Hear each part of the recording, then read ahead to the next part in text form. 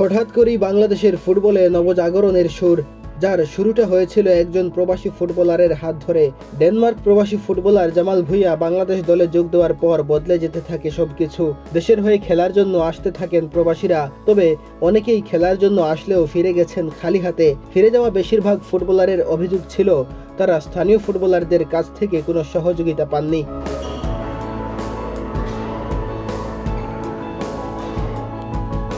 জামালের আগমনের পর একে একে এসেছেন তারিক কাজী, কাজেম শাহ এবং সবশেষ সংযোজন হামজা চৌধুরী। ফুটবলের এই নবজাগরণের সাক্ষী হতে হামজার সাথেই জাতীয় দলের জার্সি গায়ে তোলার কথা ছিল ইতালিয়ান প্রবাসী ফাহমেদুল ইসলামের, কিন্তু দলের সাথে মানিয়ে নিতে না পারায় তাকে ইতালি ফেরত যেতে হয়।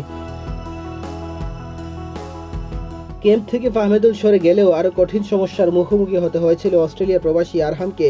বাংলাদেশ অনূর্ধ্ব-17 দলের হয়ে খেলতে এসেছিলেন এই তরুণ ফুটবলার, কিন্তু মাঠে নেমে কঠিন এক ষড়যন্ত্রের মুখোমুখি হন তিনি।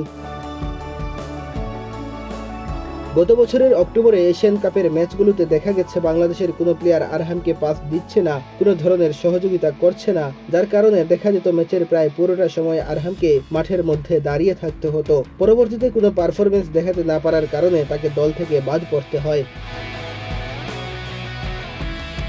এর আগে জাতীয় দলের অনুশীলনেও দেখা গেছে প্রবাসী ফুটবলারদের কোনো ধরনের সহযোগিতা করতে চান না লোকাল প্লেয়াররা, যার কারণে একদম স্পষ্ট শুধু দেশি কোচই নয়, দেশি খেলোয়াড়েরাও তাদের সহযোগিতা করতে চাচ্ছেন না, ফলে নিজেদের সেরা পারফরমেন্স দেখাতে ব্যর্থ হন প্রবাসীরা। প্রিমিয়ার লিগ খেলা তারকা ফুটবলার হামজা চৌধুরীকে নিয়েও অনেকেই শঙ্কা প্রকাশ করছেন।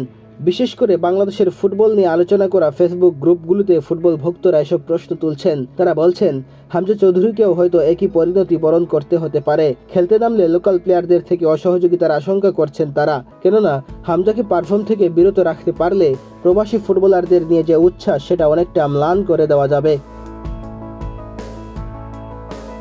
হামজাকে কোন পজিশনে খেলাবেন কোচ, সে ব্যাপারটিও এখনো পরিষ্কার করেননি হেভিয়ের ক্যাব্রেরা। সাংবাদিকদের প্রশ্নের উত্তরে রেখে দিয়েছেন ধোঁয়াশা। তবে সাম্প্রতিক সময়ে সহকারী কোচ হাসান আল মামুন আভাস দিয়েছেন হামজাকে ডিপ লাইং মিডফিল্ডার হিসেবে খেলানো হতে পারে। হামজার একই সাথে রক্ষণ এবং পাসিং সামর্থ্য রয়েছে। তাকে এই পজিশনে খেলানোর মূল কারণ হচ্ছে যাতে নিচ থেকে খেলার নাটাইটা ঘোরাতে পারেন, কেননা সুনীল ছেত্রীদের জন্য এই হামজাই সবচেয়ে বড় চ্যালেঞ্জ।